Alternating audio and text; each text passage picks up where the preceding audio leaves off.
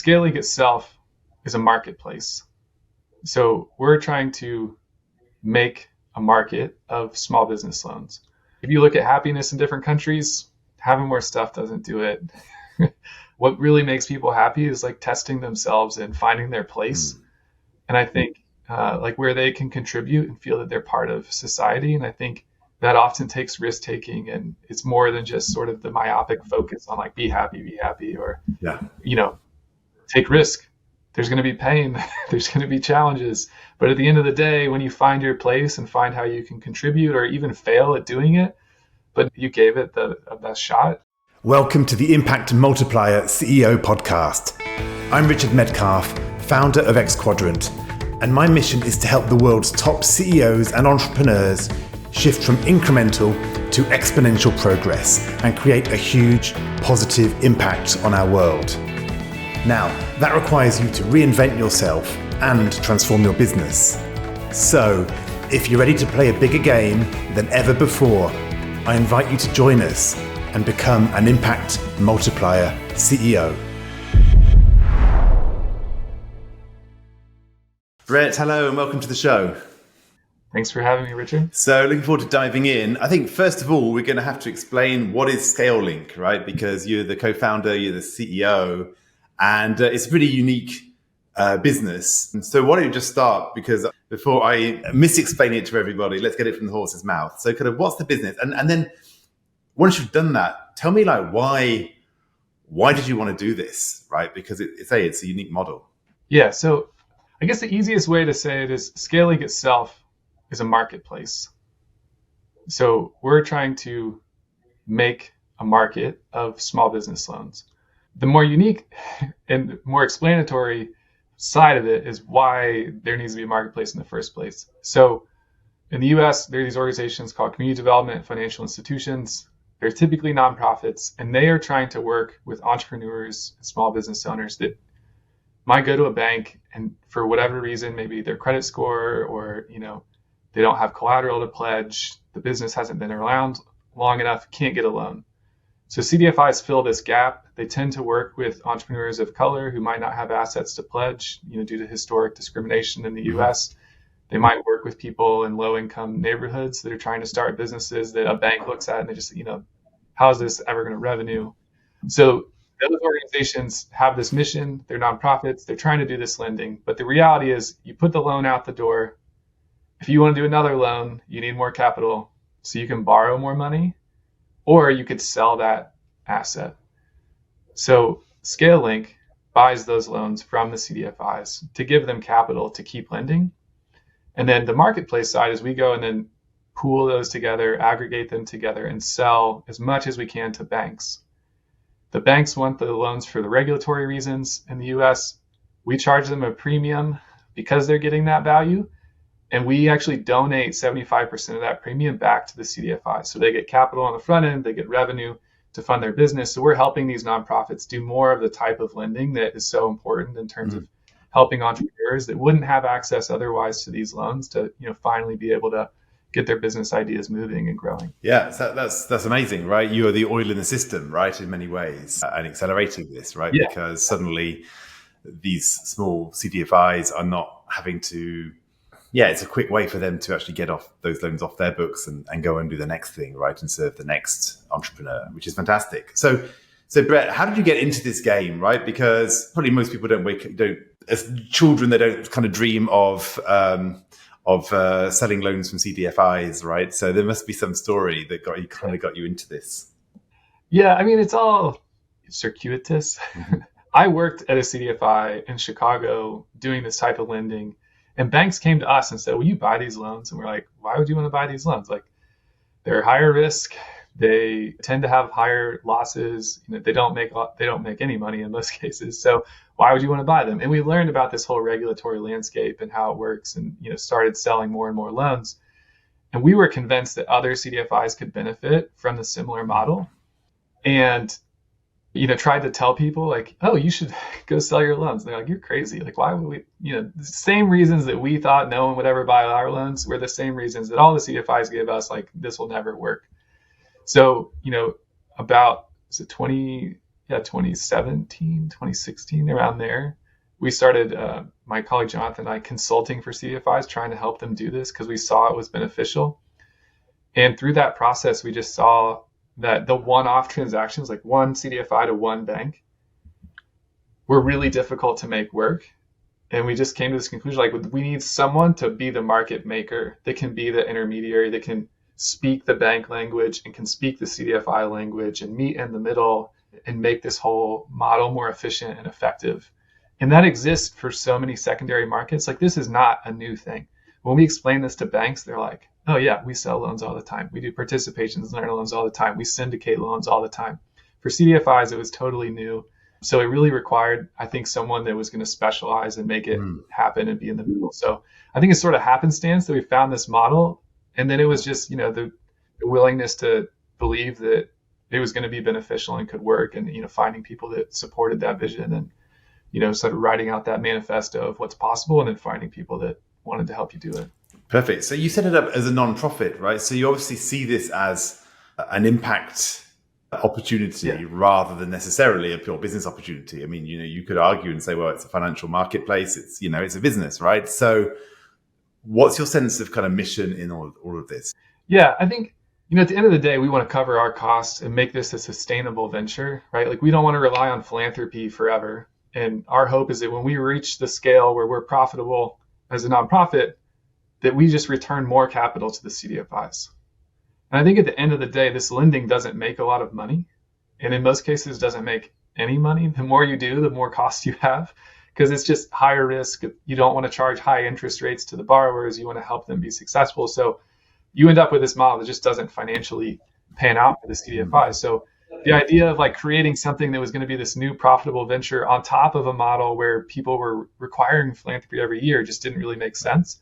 So with this, we can increase the revenue for the CDFIs and help them be more sustainable. And the more successful we are means the more capital going back to them. So, at the end of the day, we just want to make the whole system function better. It's really meant to be an industry-wide solution, and that's hopefully what we're building. So it's a great story. Now, I know that one of the things that you found is you've really had to pioneer this field. There's no playbook, right? It's not been done before. You saw the idea and you're creating it. I know one of the things that you've said is that it really challenged the way that you saw the way you created impact in a business or in an organization. And you said that previously you had what might be described as a getting things done mindset, and you've had to kind of rethink that. So can you say a bit more about how your own approach to leadership has changed? I think with almost, this might be too broad of a statement, but I feel like there's a little bit of like required cognitive dissonance when it comes to building something, right? Like, we had this 30-page business plan that we spent all this time ideating and creating, and here's the paradigm that we think makes sense, and here's all of our financial models. And you have to have that, like, that roadmap needs to be there. But as soon as you get into the work, 3 months in, you're like, all right, we just have to get it all done. It's all execution mindset. And then as soon as you're 3 months in, you're like, oh, well, we just talked to a bank. They want to buy loans, but they need this one thing that we didn't realize was a requirement. So all of a sudden we're like, all right, we got to redo our whole process. So I feel like every 6 months we're like changing and trying to make things more efficient. The more we learn, the more you have to change. So it's just this constant, like, you got to get things done, but you have to be ready to get out of that execution mindset and be like, okay, now that didn't work anymore. We just reached this level of scale that requires a different approach or different mindset, or we need to hire someone else. So I think that constant kind of feedback loop and being able to get down and just do the work, but realizing you got to pull yourself out of there. Yeah, I mean, what I'm hearing is that kind of execution, getting things done, kind of only works in some sense when the rules of the game are understood, at least to some degree, right? When they're actually fixed. And actually, it's as important to kind of come up for air, right? And reevaluate, take stock, and recalibrate. Yeah, I mean, we thought when we started, Richard, that we would mostly work with community banks. They'd have like 1 or 2 branches, major metro areas. That would be the fit. Within 12 months, we realized that the big regional banks that are in multiple states, cover half the country, like that, we're a better model for them because they can buy from us across all these different geographies at one time, and it's super efficient. for them. But it's a totally different selling process for a bank that size. Like you've got to talk to 40 different people and get them all to say yes before a bank of that size is going to purchase from you. With community bank, we had like a president of a bank looking at loan files themselves because they wanted to be sure it was going. So it's just a totally different sales process. And yeah, you got to be like execute, find that next customer. And then when you realize that you need a different sales process, different people in the room, be able to step back and make those changes. Yeah, and that can be frustrating, right? Because you could spend a lot of time building out the sales process for what you think is going to be the way. Yeah. And then it's like, all that stuff, we have to redo it because it's different. Yeah, I mean, I did graduate school and then worked in the corporate sector for a while. And for a big manufacturing company, it was very big on Six Sigma. And I know, Six Sigma, it's maybe not as cool as it once was a decade and a half ago, but the whole idea that you're continuously improving your process was really ingrained in me. That like, if you have the right metrics and the right approach as you're moving, it'll be clear to you when you need to change and that you have to change. Now, I think our team might get a little frustrated sometimes, and I'm like, all right, we built that. It was great. It's not what we need anymore. But, you have to, build a culture that's part of what you do. Yeah. So this getting things done mindset, how do you use that still? So do you find that you are able to kind of focus and deliver, or do you feel that it's still very much that iterative process?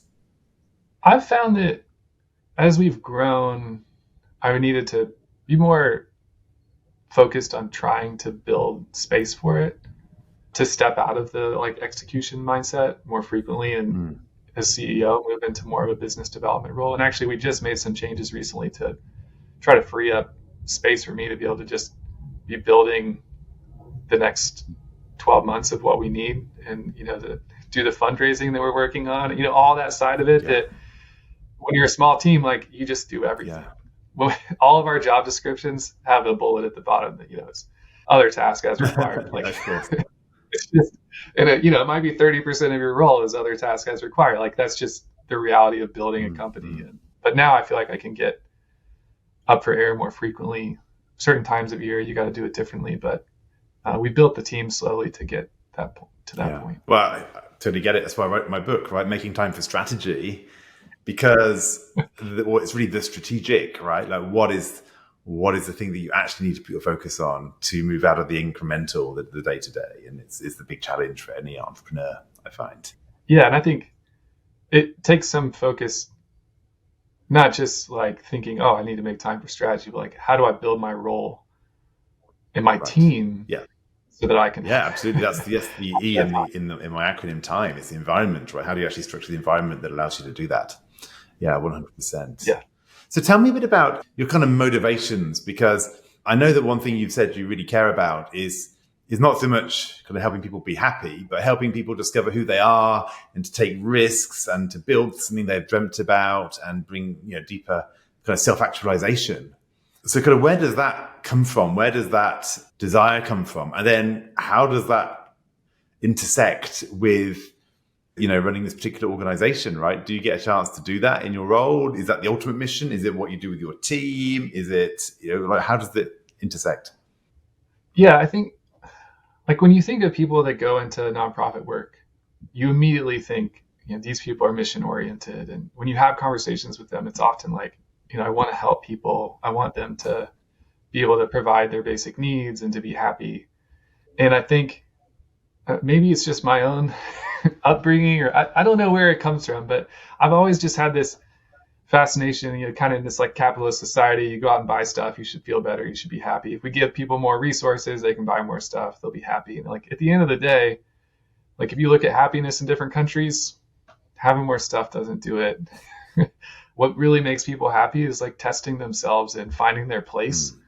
And I think like where they can contribute and feel that they're part of society. And I think that often takes risk taking, and it's more than just sort of the myopic focus on like be happy, or take risk. There's going to be pain, there's going to be challenges, but at the end of the day, when you find your place and find how you can contribute or even fail at doing it, but know that you gave it the best shot, like to me that is an opportunity that more people should have and that we should build space for. And I think it helps people feel happier and contribute to society, you know. And that's, to me, what this motivates me. And I think the idea that we could help other people get a small business loan to take that Right. risk, to jump off, you know, pursue something and try to find their highest, best use and contribution to society. You know, maybe that's running a bakery and you're great at baking and you want to see that smile on people's face when they come in your door and buy the best croissant in the world. Like, that's great. But you got to take a risk to do that. You need capital to do it. So, you know, that's what we're trying to build, is something that can help make that happen. And Mhm. I think we try to build that with our own team too. Like, that's motivating for me. Like, I wanted to be part of starting something that Mhm. was new and contribute, and finding space for our team members to take their own risk also is important. Yeah, I love it. It reminds me of what shades of my own mission, right? I mean, I believe the world's top leaders have a duty really to make the world a better place, you know, and but also that they get to do it. They get to kind of go for ambitious, crazy goals that, even though they're so successful, there's still a whole new level available to them. They can change the world in different ways. And why not have a go? And what I find is that there's this kind of play to win mentality, or even play not to lose. But I think to really break Yeah. through, it's around play to play, which really means the joy is in the journey, because I've got a goal that's so inspiring. Like, let me have a go, see where I can get to. And whatever I do, it would have been worth it. Right. And I think if we're Yeah. doing something which is only worth it if we succeed, then it's probably not the right Yeah. goal for us. Yeah. Yeah. And I think it's like the arrival fallacy. Yeah. You heard this cycle, right? Like, if I get there that one day and I achieve this one thing, then I'm going to be happy. And the reality is, it never works. Never works out. I hope you're enjoying this conversation. This is just a quick interlude to introduce you to two transformative programs that we run. The first is Rivendell, my exclusive group of top CEOs who are committed to transforming themselves, their businesses, and the world. It's an incredible peer group and a deep coaching experience that will push you to new heights, no matter how successful you've already been. The second is Impact Accelerator, a coaching program for executives who are ready to make a big leap forward in their own leadership. It's regularly described as life-changing, and no other program provides such personal, strategic clarity, a measurable shift in stakeholder perceptions, and a world-class leadership development environment. Find out about both of these programs at xquadrant.com/services. Now back to the conversation. I did a presentation, in fact, to a bunch of CEOs, and we were walking to the next place, and one of the CEOs was walking with me. Explained that he had, in his previous life, he'd been a lawyer, and he and his wife or girlfriend, who was also a lawyer, were both a bit fed up with that particular career path. They wanted to change, do something more entrepreneurial, and they decided to have a look and say, you know what, like, if we were to like win the lottery or whatever, like make it big, strike gold, you know, what would we actually want? And they wrote a list of all the things that they would want, and they priced it out. And they looked at it and went, oh, we could already afford it. So they then said, okay, well, we could either go and buy all the things we said we wanted to, but if we did that, we're just going to make a new list that's even bigger and even more expensive. And like, someone will need to start chasing that. So instead, why don't we like not buy the things on our list, but know that we can if we need to, or if we want to? And it was such a shift, because suddenly they were like, like we've kind of made it, and we don't need to do the stuff we say we think we might want. So now let's do what we really want to do and have fun in life. And it was a really great shift, and allowed them to take a lot more personal risk and play to play. Yeah, I think I don't want to like downplay that. There's a ton of people who work in nonprofits. They're doing things that are trying to just like help people get food on the table and make ends meet, and that's super important. But I feel like, you know, I've worked in homeless shelters before. I've been in all sorts of different environments, and those interactions, when it was with people like, here's something that you need, and that was the extent of it, and not giving that person the opportunity to even tell you like, oh, here's my hopes and dreams and what I want to do. Like, even if you're homeless, you have hopes and dreams beyond just getting the next meal on the table. And if you can try to accomplish addressing that hope and dream and just getting the next food on the table at the same time, like to me, that's a mission that I get excited for. And I hope that we're, contributing in our own small way towards achieving that. So Brett, I'm going to change gears slightly, and we're going to move into a part of the show that I've just invented, and it's called Brett Gets to Rant. So Brett Gets to Rant is a special, unique component, which is that I know you've said that, one of your kind of counterintuitive perspectives or countercultural perspectives is that philanthropic giving is broken. And a lot of impact investing falls woefully short of being impactful. Now, I have heard this from other people who are very involved in this scene, so I think you're onto something. But rant at me, tell me, what are you seeing? Yeah, I think, well, there's a bunch of different directions we could go, but I think at a high level, if I step back and think of any problem, I try to go back to why is this a problem in the first place? Right? There are needs in our society that are not being met by the market, right? And that means there's not a business that can make a profit doing it, because we would expect that someone would do it if there were.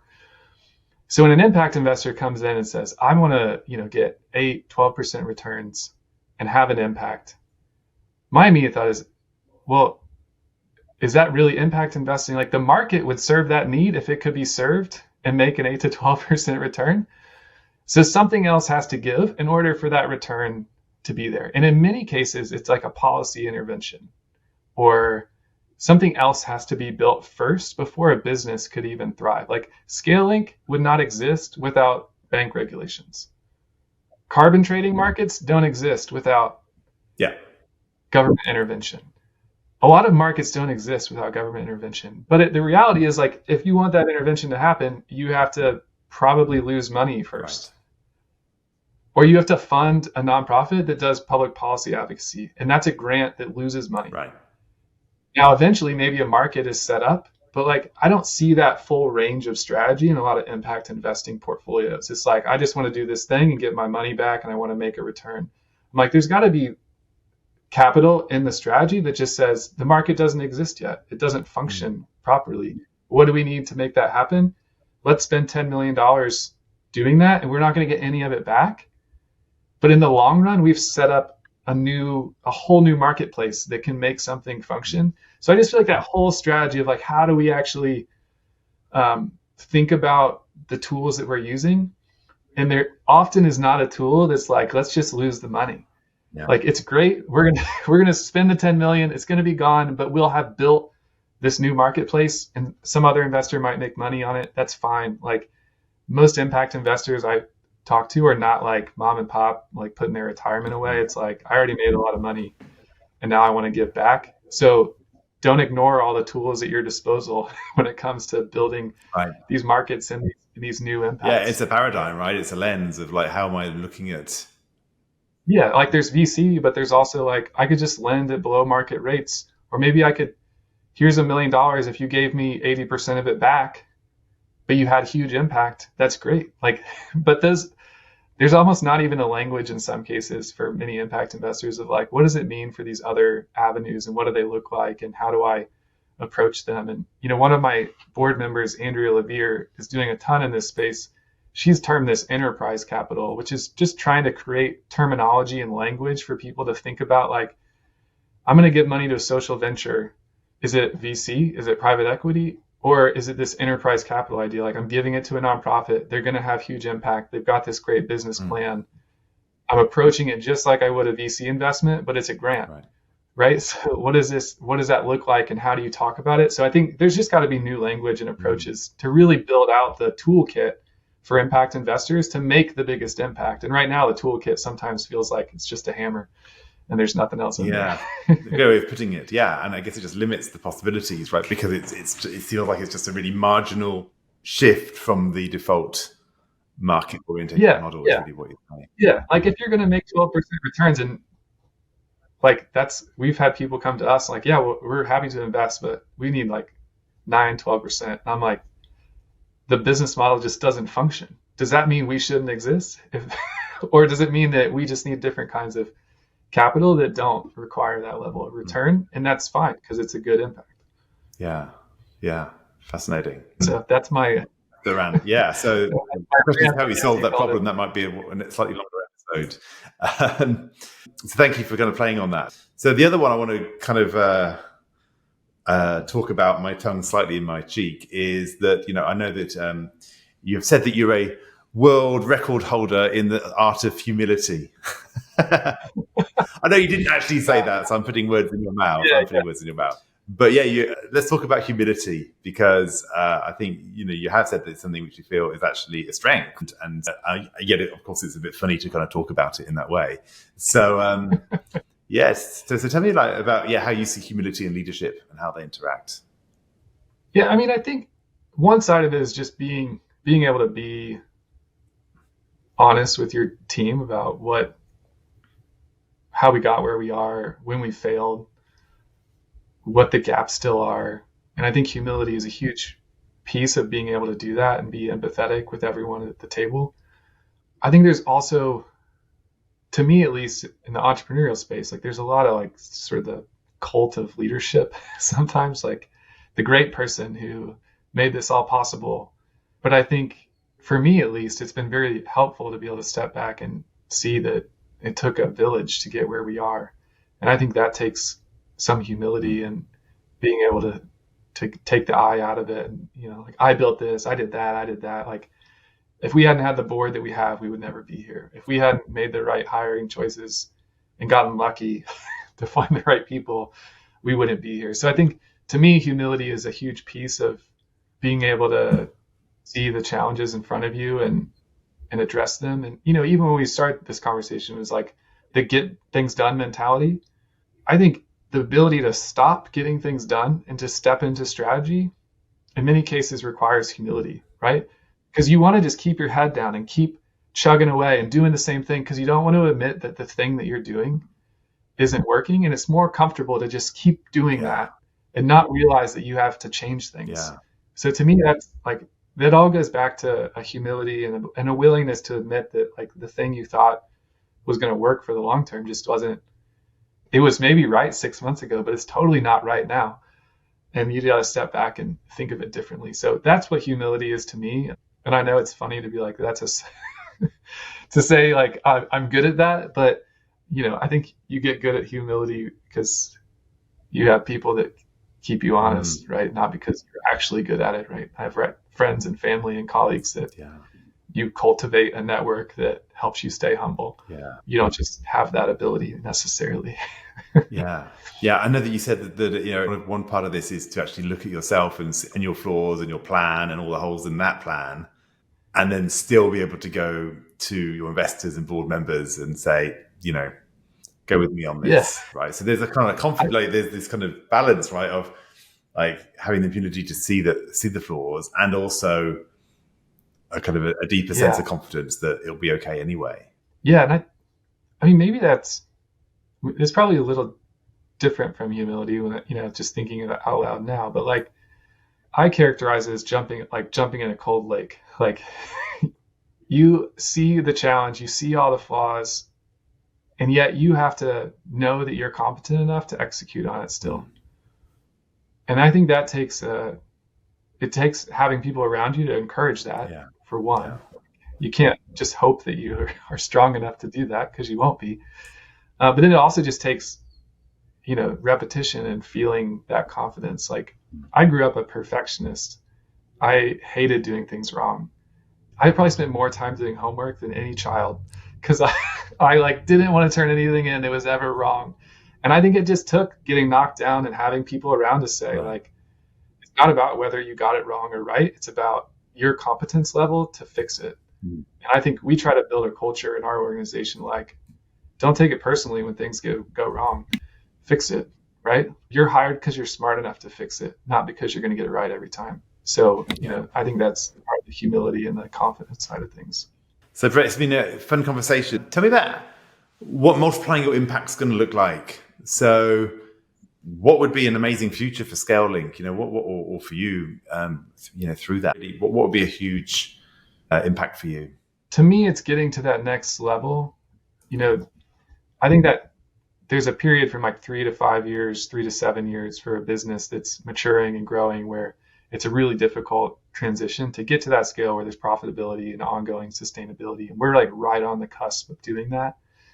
As I mentioned, doing fundraising right now to try to get there and have the right net assets and equity to build the company that we think is possible.